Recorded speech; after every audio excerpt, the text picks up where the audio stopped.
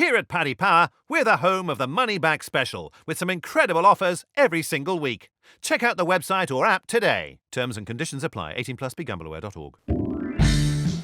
Hello and welcome to this Monday Postcast. I'm Maddie Plell, joined in the studio by Dave Orton. You're back. Welcome back. Phoenix rising from the flames. I'm back. It's great to have you with us. We also have Mark Boylan and Darren Hughes, our Paddy Power rep for today. Wow, I mean, so much has happened since I last did a postcast. It's going to take us ages to get through it. We had Doncaster and the St Ledger meeting. We had the wonderful Irish Champions weekend. Such a poignant, emotional meeting. Fantastic cause with the charity race, which we're going to talk about a little bit later on. Very feel-good weekend, I feel, Dave. Let's get into Logician first then. It seems like a long time ago that he won the St Ledger to me, but very impressive performance, and he's got the world at his feet. He's come out of nowhere, this horse, hasn't he? A little bit. I was at York when he won at the Voltager going into this. Did you think he'd win the Ledger then after that? I must admit, I've not been with him. I know he was one of these horses when, on his handicap debut, everyone was moaning about how the handicap had treated him leaning 7-1 on shot in Newbury or whatever. And I just haven't really been with him. And I wanted to give Constantinople, who he beat at York last time, another chance after his Goodwood run. And I just was not convinced that Constantinople wanted to go past at all. No, he's a bit of a monkey. I think he is a little bit. But then Norway came out, of course, at the weekend, the third that day, and Frank the Form. And obviously, had he not veered all the way over to the stand side and St Ledger, he would have won quite well. I'm a bit surprised that we only rated him on 119, actually. I think he was a class apart in that. He's unbeaten. He's Gosden. He's Abdullah colours. He's got the breeding. They'll revert back to a mile 4 next season. I think he could be one of the best Ledger winners going forward, actually. If you look back, the highest RPR in the last 10 years was Master Marvel of Gosden's. We gave him 122. We've rated Logician £3 shy of that. It's because of what he's beating. So Ron Priestley, who was second, he ran on looking like a cup horse. Nayef Road, who of course won. And a screamer, yeah. Exactly, and it had form tying in with Constantinople as well. He's one of those horses that just always goes off at a massive price and runs well, doesn't he? So I'd be a bit more positive about the form. So Dragon A, what did you make of his run? Ground. 100%. I knew in the Derby that was one of the reasons why he didn't quite go on it, and I think that they're just stuck where they're going to put him at the moment. Wouldn't give up on him, but he has got a bit to prove. Okay, Darren Logician, we're looking up for sort of races like the Arc next year now, I suppose. Did you enter him into that market at all? I'm not sure we have that priced up as yet, Maddie. We'll have to wait for this year before we have the 2021 priced hasty up yet. But I don't know. I hummed and hawed on this. Like, he probably was quite good, and I'd say he can be competitive next year in the best Group 1s over middle distances. But I thought Sir Dragonet didn't stay, to be honest with you. I've watched it back a few times, and he was last off the bridle, and he came there looking like he was going to win. Well, maybe not going to win, but definitely going to be thereabouts. He hit 11 to 10 in the run, and to me, he just didn't get home. So that's that excuse. I don't know. I never like Ledger winners, to be honest with you. I always think they're kind of slow. Maybe this lad isn't, and maybe he can be quite competitive next year. But he just, I don't know. Yeah, I wouldn't be as gone as him now as some commentators on Twitter were afterwards. Yeah, I think he's sort of that attractive horse in that he's a roan. He's not a grey, everyone. He's Khalid Abdullah owned. Everyone's sort of hyping him up to fill the void that's going to be left when Enable leaves the stage. But Mark, what did you think? I mean, in one way, I think you can probably take quite a damp view on the form of the race, but he's just a really powerful, progressive horse, and we don't know how good he is yet, do we? That's the kind of scary thing with him, because I just think that probably what he's beaten there, I don't think the standard is huge, and I agree with both the lads in the sense of I think the ground needs to be softer for Sir Dragonet to be at his best, and I think the trip probably stretched him, and I didn't see himself letting himself down totally inside the closing stages. I'd say kind of them 1.5 mile races next season would play to his strengths big time, especially if he got knees in the ground.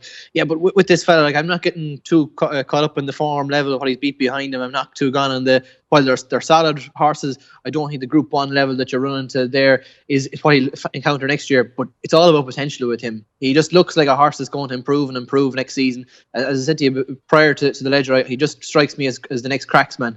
And I could just see him next year mopping up a lot of Group 1s, and just so exciting. And to do it in the course record time is probably the surprising thing from it, because you can talk about the different elements of it in terms of form, but that's obviously a big endorsement for him. So I was very impressed, but I wouldn't be up on Sir Dragonet when he gets better conditions. Yeah, exactly. We're just going to sort of have a fleeting look at the Doncaster meeting. We've got so much to cover, but one horse I do want to talk about looking forward is Threat, who won. Well, he got the job done, didn't he, Dave? Beating Royal Crusade, who's a horse I really like. Guinea's contender for next year? I just think he's very speedy, he was very keen. I'm not sold on him yet. Oh, a lot of people aren't they? Because again, got the job done at York, having been beaten at Glorious Goodwood. Looks like the horse to take out of the Coventry, although he was beaten in that at this stage. Yeah. Hannons love him, don't they? And the way he travelled through that race, it's not surprising to see afterwards the Middle Park might be the I just think way he's very forward. fast. I'm not saying he won't stay a mile, but I think he's very fast. Richard was on the Monday jury as well, wasn't he, in the paper? And he said, I'm not sure anyone will be taking on Pinatubo anytime soon. That's almost like a little hint that maybe Threat will go to the Middle Park. He's won, of course, on the Rolling Mile as well. So that looks like his race, I think. And as we know, Middle Park winners, they're usually sprinters. Yeah, exactly. Darren, anything to add to that? I think he's no good. I wouldn't be on him at all. Definitely don't think 7 furlongs is his bag at all. There was a length between the first 4. I think this is a nothing race. Even like his back form isn't great. Like what he beat at Goodwood, Lord of the Lodge, who's probably a glorified handicapper. Arizona's probably not that good either. I'd say this lad is grand. He'll probably pay his way, but he wouldn't be one now for me to be going into any of the big races next year. It's funny, isn't it? It's very easy to say that when we had a certain explosive juvenile performance. Everything's going to pale in insignificance now. Let's get on to another juvenile performance, though. We're going to go to Leopardstown, the first day of Irish Champions Weekend. And Mogul, really well bred, as you'd expect from a Ballydoyle inmate, won. And he looked pretty good, I thought. Darren, I'll just get your reaction to him. Yeah, I thought he was very, very good. I really did. Now, I think he was way more value than the winning distance would suggest. Just the ease with which he moved to the lead. Go back and watch the replay if you get a chance. He came there very, very easily and just didn't do anything once he hit the front. That was it. He had a real good look around him. I think Aidan said as much afterwards. I think he's very, very smart. I'm a big fan of the family anyway. Like Japan is one of my favourite horses, as most people will know. And I think, going into next year, this that'll give Pinatubo plenty to think about next year, I'd say, if they do meet. Yeah, he reminds me of a sort of Churchill Glen Eagles type where he wouldn't necessarily do that much when he hit the front, but I loved that side on camera they had at Leopardstown, and you could really see him sort of explode onto the scene. I'm with you. I don't think he did much in front at all. You could almost see him pulling himself up in front. I really, really like him. Mark, were you as impressed as us? It's funny you've taken the first point ever now in front of you at the side on camera. I really like seeing him. I like seeing him stride out. I'm impressed by him. I think at this stage of his career, he's obviously achieved more than Japan had. I think he's more forward than him. I don't think maybe he needs to go as far in distance as Japan wants to go. I think Japan will probably be his best over 1.5 miles. I think this fella can be effective over 1 mile, 1.25 miles. You always get that impression sometimes with horses like Churchill that they're going to stay much further in the 3-year-old year. But I actually think he can be effective in a Guineas type scenario. I think he'd take a whole pile of beating if he went for the Virtue Futurity. I think that's a race that's absolutely made for him. And just a really nice horse now, looking forward to the future. It was interesting, we were down in Ballydoyle for the press morning prior to Irish Champions Weekend. They had mentioned that he was running that day at Gorham Park. He went off 5-4. But then Aidan mentioned really nice horse, does everything nicely at home. Wouldn't be surprised if he got beat on debut and if he won impressively second start. And true to his word, it was pretty much that, wasn't it? Albeit now geometrically was very good on the day at Gorham. He just looks one that's going to keep developing. And it's kind of hard, as you mentioned there, all these 2-year-old performances the weekend, all smart horses, but then you come to the National Stakes time and it kind of blows everything away. It's just very hard to categorise what you've seen, but he's definitely a 3-year-old type. Maybe Pinatubo was more here and now, but very much liking that horse, Mogul.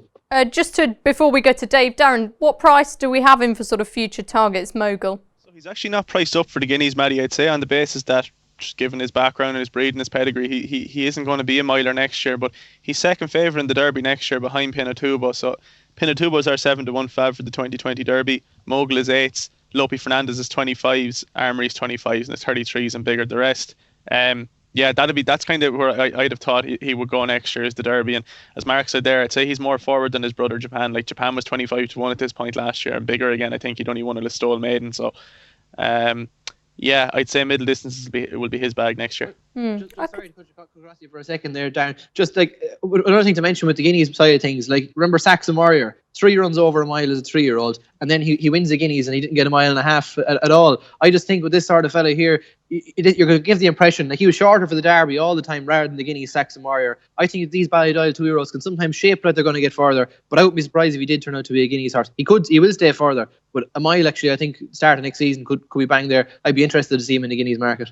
I totally agree with you, Mark. I think he wouldn't be out of place in the Guineas at all. He's already shown that pace. Aidan O'Brien, he loves to say it, doesn't he? They've got pace, they have stamina as well. Dave, you'd have him ahead of Threat, wouldn't you, at this stage? No disrespect to his connections. He's basically looking like he's going to be Magna Grecia, isn't he? I agree the Vertem will be his race. He'll probably win that, I think. Cost 3.4 million. The Dam was a mile 5 winner. He's unquestionably going to be shorter, I think, than that at some stage for the Derby.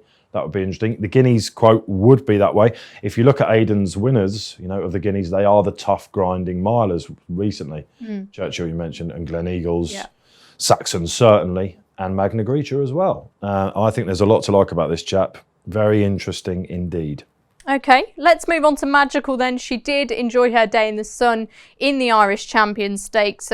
For me, I mean, it was great that she got her just desserts, if you like, but I thought Deirdre was so unlucky, Dave. Well, I was chatting with the lads about this prior to us coming on air, and would she have won? I'm in the camp that she probably wouldn't have won. I think Magical was the right winner. It was one thing that I got right this weekend. I would have had a nearly even money odds on her. She was 11-10. You could have backed her at 7-4 all morning. So it was a good result for me. And that Enable form, it's just sizzling, isn't it? And I know that, Oisin Murphy came in, quite a bit of stick. Would she have won? I'm probably in the camp of not. I think this was Magical's day in the sun. If she was mine, I probably would avoid the Arc and go back to the Breeders' Cup with her.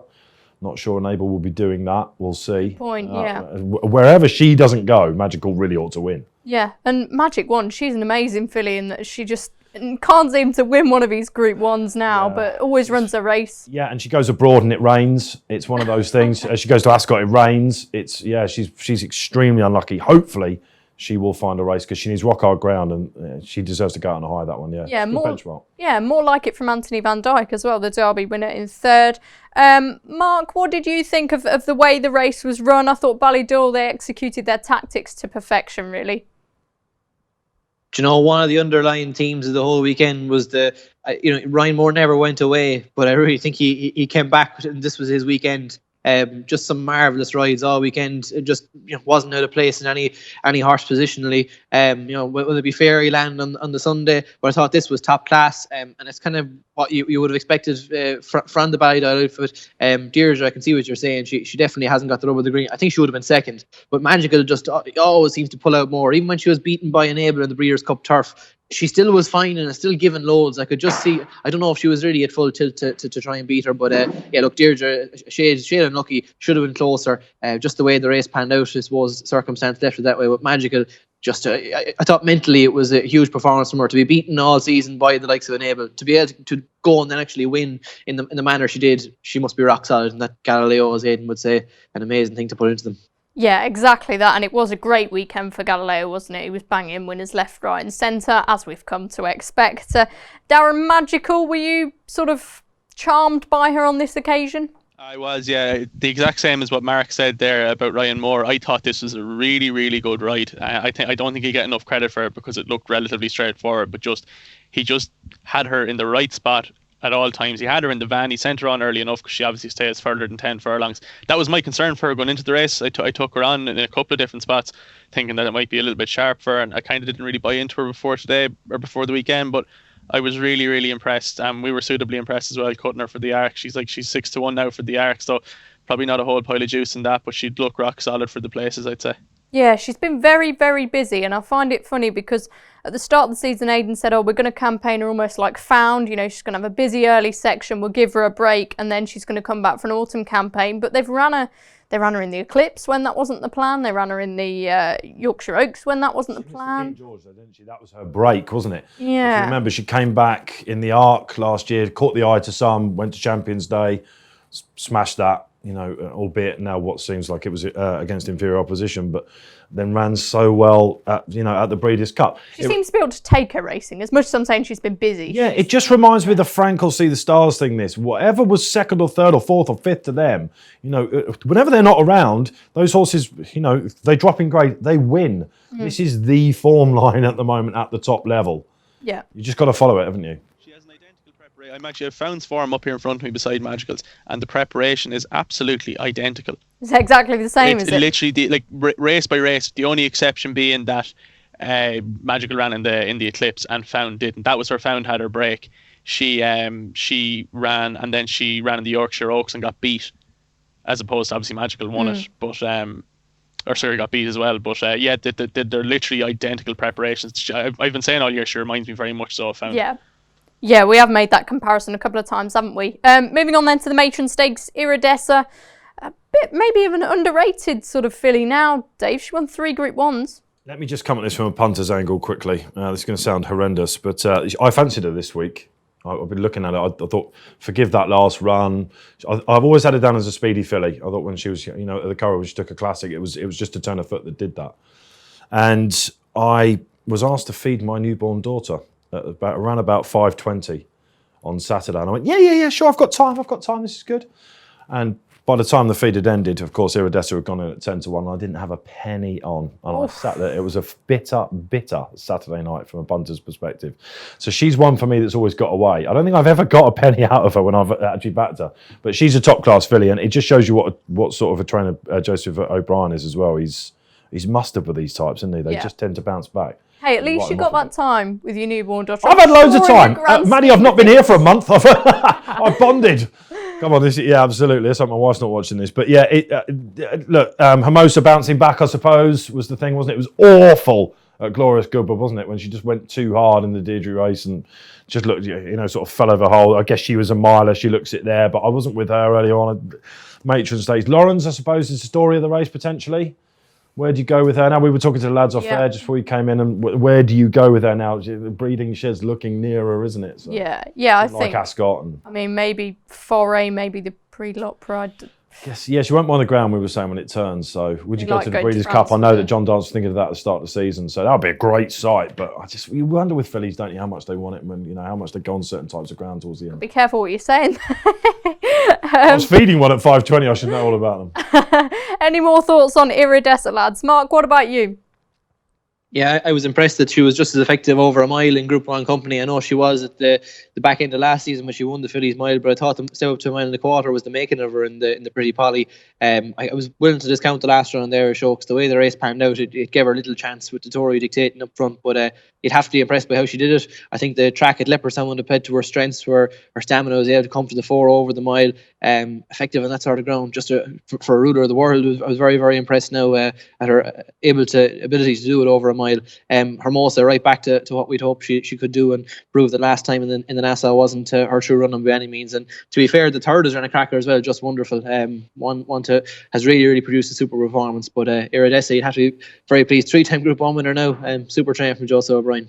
Indeed, that's just wonderful. I just wonder if she's ever going to win a race. One of those horrible ones to follow. The moment you get off it, pop up to the Breeders' Cup or something. I feel like she just puts her head in the air a little bit. Sort, isn't she? Is that what it was? It was early in the career. I was thinking, she's just too keen, this filly. Bit difficult. I feel one like of the Group 1s he didn't win, of course. They did have a big, important weekend. I mean, Mark said that about Ryan Moore. It was a very important weekend for Ryan, I think. So, there's been a lot of things talked about there. So, see him get his mojo back. Yes, yeah. And I mean, the interesting thing is, we'll move on to Sunday shortly and a certain performance that we'll talk about. They have all these rock solid, sort of top class, top table performers, but they haven't. All the absolute stars in the last 5 years have actually been from other yards, haven't they? Yes. So we'll get on to that. I think that's the point Lee Mottershead makes, in that have Ballydoyle ever had an all-time great? Absolute top-notcher. Yeah. If you think back to, see the Stars season, Frankel season, they're always having the seconds. It was Lee that mentioned it, you're right. Yeah. So that will come up a lot more, I think. Yeah, before we move on, Darren, any prices on Iridessa for anything for the future? I have the Breeders' Cup mile open here in front of me. I know Lawrence is now 8-1 for that. Just give us one quick second. What was she, Darren? She was nines. Like we didn't cut her. Right? Like for me, that'd be the plan with her. I'd say they'll freshen her up. They might skip France and they'll send her here. The Sun Chariot Stakes at Newmarket in the 5th of October. Lawrence is actually, she's out to 5-1 from 5-2 fab for that. There's co-favourites here. Lawrence, Magical, Voracious, Lavender's Blue, Hermosa and Iridessa are 5-1 co-favourites for. You'd have to have Iridessa at the top of that market. Surely she's won on the course, isn't she? You know. Yeah, and she's she's co-favourite there. She's 5s from 12-1. We cut her in, and I suppose you can probably take it as a given that Magical won't show up. Hermosa probably won't show up either. Lawrence might not show up, so there might be a bit of juice there in that 5s. You could probably say she should be more of an 11-4 shot, 3-1 shot. For me, this race, I'd say, to be honest, Lawrence, I'd say was just over the top. She had a really, really tough race at York a couple of weeks previous. Like, she tried to give it all to Shine So Bright, who's quite quick, over a trip that's probably a little bit sharp for her. Yeah, I just said this wasn't her. She maybe freshen her up a small bit. Like we were saying there beforehand, there's not really much point in retiring her now. Like as Mark said there, if you were going to retire her last year, you're as well make hay now with her. Give her a break, send her over to America, see what she can do, and then send her off to the breed jet. Yeah, I like the sound of that. So let's get talking about some of the action at the Curragh on Sunday then. Fairyland won the Flying 5. Probably not the result a lot of people will have anticipated beforehand, Darren.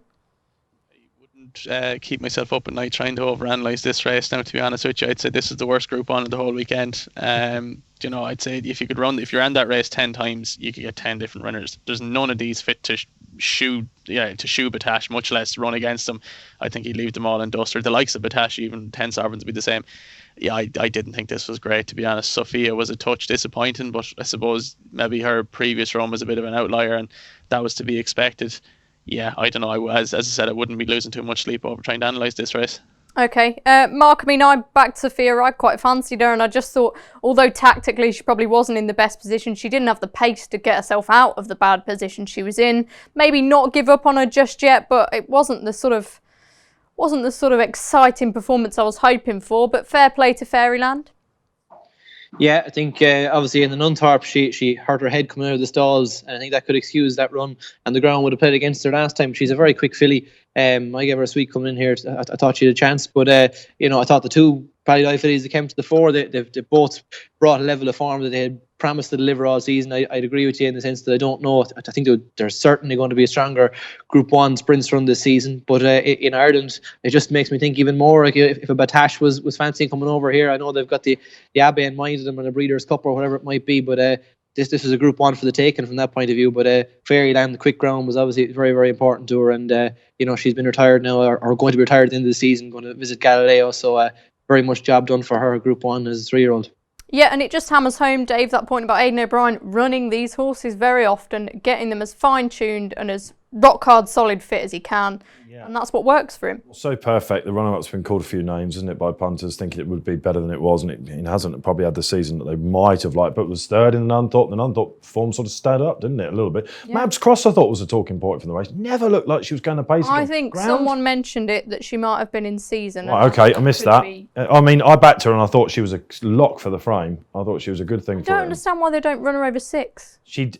Yeah, absolutely. Certainly at times last year, I remember writing in, these race analysis, definitely worth another go over 6. It's just one of those that's caught. Different horse nowadays, isn't she? And she always flies home. Yeah, you wonder. Just at York, she never looked like she was getting there. She flattened out a bit. That was her first one, of course, because she had that mid-season break. I thought she'd come on for this. She was drawn a little bit away from the action at the Curragh, but there's a lot to prove there. Abbey, that might be a race again, but yeah, she wants some juice, I think. I wouldn't be surprised if something did come to light about Mabs Cross. I thought she held her tail quite at an odd angle, and but it was the same at York as well, Maybe it's just a bit of an ask for her on that. But Darren's right about what he says about that. From a handicapping point of view, 1-1-2 we gave Fairyland. That's like handicappersville, isn't it? So he's spot on there. It's what we've all been waiting for then. Let's have a chat about the National Stakes and another explosive performance from Pinatubo. On RPRs, rated better than Frankel was as a juvenile. Immediate reaction from you, Darren. He's just so exciting. I'm well known at this stage now. I love having a good pick at horses like this and kind of downing them a little bit, but I can't do it with this lad. I've never seen that like this in my life, ever. I don't know what to say. Like, this was just stunning. Absolutely stunning. Like, he had them beaten at the 2-pole. And it's not like, again, it's not like they all finished in a heap in behind. He beat the right two into second and third, and there was a good gap back to fourth, good gap back to fifth. They all came home in their own time. William Buick's face, you could see the smile on his face as he was sitting on the horse, which I thought was remarkable.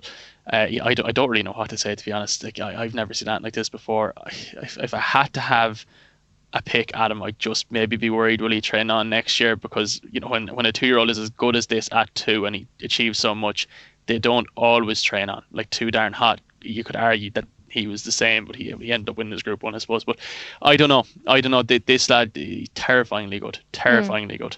Air Force Blue was another one, didn't he? Just say I don't like the Frankel comparisons because I don't think it's helpful. I think Frankel was one horse, this is another horse. We can compare them when all is said and done, but I just think it's massively unhelpful. Like, Frankel was himself. He was a unique specimen. Pinatubo might turn out to be the same thing, but I don't like these comparisons. I don't think it's helpful. Okay, quick prices then, Guineas, Derby, etc. Sure. So for the Guineas, we went 6-4, but the nose was cut off us very quickly. He's our 11 to 10 fav for the 2,000 Guineas. Siskin is 11s, Armory is 12s, Earthlight is 12s, Mums Tipple is 12s, and it's 16s and bigger the rest. And then in the Derby, he is 7-1 favourite. As I said, then Mogul is 8s and it's 25s and bigger the rest. Thanks, Darren. Mark, over to you for your reaction now. For me, one thing that is almost unique about this horse is his attitude. He just seems so laid back. William Buick almost pushed him into the bridle, and as soon as he did, he absolutely took off. It gives me goosebumps talking about it. I think there really is, it sounds obvious, but there's something real special and different about this lad. Jeez, it was just an awesome performance, wasn't it? It just had the real wow factor, and I think, as is pointed out, on a Champions Weekend, you need a performance like this to solidify it, and my God, it was just out of this world. I think William Buick's smile after the line told the whole story. I will say, the comments from Charlie Appleby afterwards, it's not the first time that he said it, but, mentioning how little he shows at home, it's interesting about him going forward, because I think sometimes these Chamberdals, the horses who are achieve the highest ratings or RPRs as 2-year-olds by Chamberdale, some of them haven't gone on to make it at the highest level the following season as 3-year-olds. Like, obviously Blue Point was a very good 2-year-old and developed on, and he was plenty speedy. Dunboyne Express that went on to, I think he raced as Dan Excel or something like that in Hong Kong. He obviously won Group 1s afterwards, but I think if you go through the lists of the towards the top 10 2-year-olds by Shamrock, a lot of them haven't kicked on in their 3-year-old career, so I'm a little bit concerned in that department, but I think just you have to enjoy the here and now, enjoy the wow factor about it. It was just phenomenal, and to think that a horse is that far superior to everything that's behind him, that's the form that was built, and as Darren says, in behind it, it's solid, it holds its own performance there. It was just wow. Yeah, exactly. I think the lads have summed it up really well, Dave. Just fingers crossed. Yeah, it is. And with Too Darn Hot, we saw it doesn't always work out, doesn't it? That was a great case in point. The way that he's been campaigned is the very interesting thing for me. Started off at Wolverhampton. Let's forget that these are boys that go to the July course and mop up and things like that. That's usually where their best horses start off. Very early as well. And he went to the Woodcut Stakes as well at Epsom, which is, look at the roll call there. So all these races are getting massive boosts that he's been to. Great boost for Wolverhampton, great boost for Epsom's Oaks Day there, and the down one over a mile 3. So while it seems crazy that a horse with this much speed is favourite for the Derby, like Too Darn Hot was at this time, into the winter, and coming out of the winter he still was, I seem to remember, and it probably will be the same. He'll go to the Dewhurst. If he stays sound, he'll win. It'll be fascinating to see what rating we give him then, because that looks like it could be a pretty hot race. He's always so strong at the finish, isn't he? I mean, you'd think he'd stay any trip. The comparison with Frankel is interesting, because Frankel had 4 runs as a juvenile. This will be his 6th run, so absolutely the lads are right. It is just about whether he trains on. Even money for the Guineas looks about right if he does. Okay, the main talking point I thought from yesterday, other than, of course, Pinatubo, was the charity race. But before we do that, just get a quick word on Search for a Song and Chris Hayes. What a ride, what a strange race, what a wonderful performance from the filly. Mark, just get a line from you on her. Yeah, it was the sort of ride that if it had backfired, you'd be pulling your hair out. But it was a marvellous ride the way it panned out. A filly with a regal pedigree. Just brilliant to see. And I think on the day itself, the Wide Air stud horse winning for Darren Weld, I thought was very, very fitting, obviously. And the one to take out of it, Kew Gardens, geez, he flashed home, didn't he? Like he's had an interrupted campaign, to say the least, this season. After Chester, the warning signs were there, but really, really promising the way he saw out his race, and you'd be happy with him going forward. But all credit to the Rosewell team and Chris Hayes. Indeed. Yeah, let's talk about the charity race then now. Obviously for Cancer Trials Ireland, Pat Smullen, it was all about him, or rather he said it wasn't. He tried to deflect it, but what a great day, what a great occasion. And McCoy, where you know, where he's used to being, I guess. With hindsight, that was the bet of the weekend, wasn't it? Absolutely. He's now, I seem to remember he did this at Doncaster in the Legends race, didn't he? Of course, same week a couple of years ago. So he's now 2 from 2 in the charity races as well. Yeah, it gets the public's imagination there. He beat Ruby Walsh, of course. It was great to see. And yeah, listen, I've been lucky enough to meet Pat Smullen earlier in my career, and he was just, he's a you know, what hasn't been said about him, and it's just another example of how racing gets behind the right causes and the right times. It's a great fraternity, and it was Ireland's time to shine, and they certainly did that. Yeah, I thought it was a huge occasion. Lots of people saying, you know, it's really what the Curragh needed. Mark, I mean, because of course they come with loads of stick, haven't they? So. Yeah, exactly. I thought it breathed sort of life into it, but AP, I loved it. He was out in front. I think we had Ruby pouncing in second. You had Carberry there on the snaff. It was everything you wanted to see, and all for a wonderful cause. Oh yes. Everything was perfect apart from the flying dismount. It was something else. Look, it was just a marvellous occasion. I think, you know, you see the emotion that Dermot Wells spoke about after the Ledger. You see the emotion in the voice of McCoy and all those lads. That's not something that happens very, very likely. I think everyone is aware of how much this means to both the Curragh, Pat Smullen, the Cancer Trials Ireland. This was a real occasion that I won't forget for a long time. And I thought Dizzy Scaha's call was just out of this world. I really, really enjoyed thinking about it now. I got the hair standing up in my arms. A brilliant occasion, and as Dave has pointed out, all the right reasons that what racing can do when we all come together. Exactly. Aren't we all proud to be in this great industry? It really did showcase it to best effect on Sunday. And on that note, we will take a quick break before we look ahead to some of the week's action. What's my horse's handicap? The fact that you're backing him?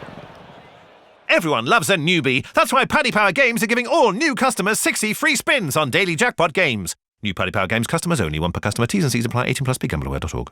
Welcome back to this Monday Postcast then. We've had a look at the action from Donny and also from Irish Champions Weekend, but now it's time to look ahead to the midweek stuff. I'll just run you through the meetings then. Tomorrow we have Redcar, Yarmouth, Chepstow, Galway, Newcastle. Wednesday is Yarmouth, Sandown, Beverley, Naas, Kelso. Thursday is Yarmouth, Ayr, Pontefract, Southall and Chelmsford. Friday is Newbury, Newton Abbot and Newcastle. And of course the big race on the weekend is the competitive Ayr Gold Cup. We're just going to have a quick discussion about what we fancy at which of the meetings this week. Dave, have you got a next best for us? Yes, I have. Got a bit of a sneaky one. At Yarmouth, there's a decent 2-day meeting. We've got listed action, haven't we? At least once a day. Running around.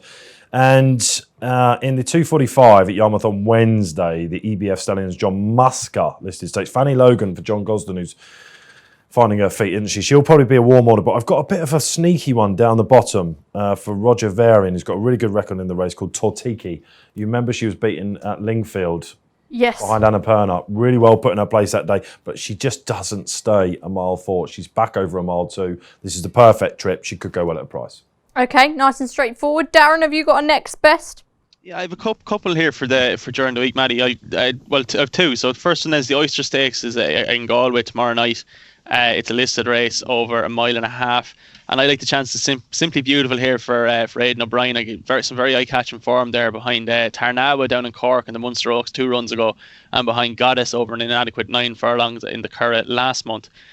This is a drop in class. It should be a little bit easier to win this race tomorrow night, and expect her to go very, very close.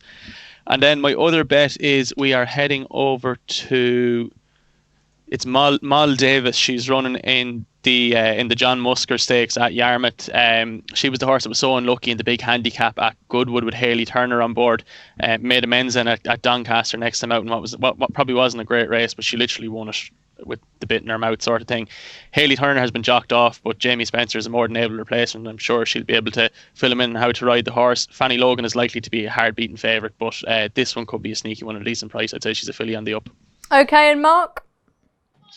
Yeah, Scass Darns are taking the words out of my mouth. Of all the racing on this week, we both like Simply Beautiful. Very much just hit the ground last time behind Goddess, just wouldn't have head to her strengths. I'm here at Galway at the minute, as you can see him behind me here, and I can confirm that the ground will be absolutely ideal for her if it stays this way. Well, maybe not as deep as this, but she'd handle it grand. Think she'd take some beating in the Oyster Stakes. The other one then, just as a next best kind of target, I don't know what's going to line up against them, so I can't have huge conviction. But I thought Cool as Ice's debut at Cork was very eye-catching behind Aaron Moore of Jim Bulger's, a juvenile that is pretty useful. Just like the way he did it, he was fresh early on, just looked like he wanted a stronger pace to run at, and he was kind of green when he came under pressure, but he showed a nice bit of ability now. He's by Kodiak out of... he's a half-brother to Cool Company. He's by Kodiak, but nice horse now going forward. I'd be disappointed if he couldn't win a maiden like this. He's entered at Nace 350 on Wednesday, so if he lined up there, I'd be interested. I don't know, there's any amount entered in it, so we'll have to see what turns up against him, but he's one to keep an eye on going forward. Okay, thanks, Mark. I love this. Mark takes us to a new venue every week. It's one day it's Galway, the next is Listowel, then we're somewhere else. Great to have you on board, Mark. And on that note, time to get the naps. This will not be beaten. Darren, I'll go to you first.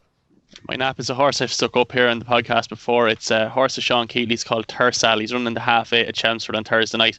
Form figures of 0.00054 wouldn't exactly inspire confidence, but I think this horse needs a very specific set of circumstances to be seen at his best, and 10 furlongs around Chelmsford is just that. Should be a lot of pace on. He ran. Look back at his run 2 runs ago at Chelmsford over the same course and distance, punted from 33s into 10s and just got absolutely no run. Josephine Gordon got cut to pieces, didn't get a run till about a furlong out and ran on then to be a middling 5th. I think if he breaks from the gates, all right, that's always the concern with him, and with the likes of Let Rip in here to make the pace, I think he could go close, and he's likely to be a very big price. I like that. Very interesting one then. Dave, over to you.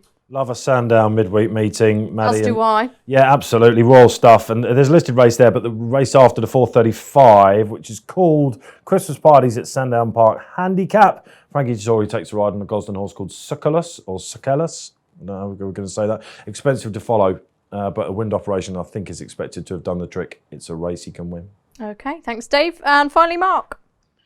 I'll take a chance on one at a big price, and he's been a cliff horse for me in the Air Gold Cup on Saturday. I think Gulliver is the one that we'll give one more go to. God, it was heartbreaking to watch it there in the bowl. I'd encourage you to watch back the replay if you haven't seen it already. He's met every bit of traffic, and he absolutely rockets home. Just think if he takes his chance and turns out quickly again, he's the sort of horse that obviously we'll know more about the draw and the side of things that'll make up plenty of it. But if things fell right for him and he got the right draw and circumstances played out, I think he definitely has a handicap like this in him. So Gulliver for me, 350 Air on Saturday at the Air Gold Cup.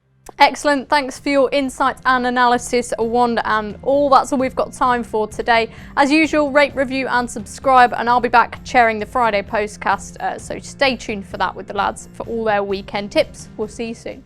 Paddy Power Games has over 250 of your favourites to play online, and we're going to attempt to name them all in this 10-second ad before the T's and C's kick in. There's Blackjack, 18+, begambleaware.org.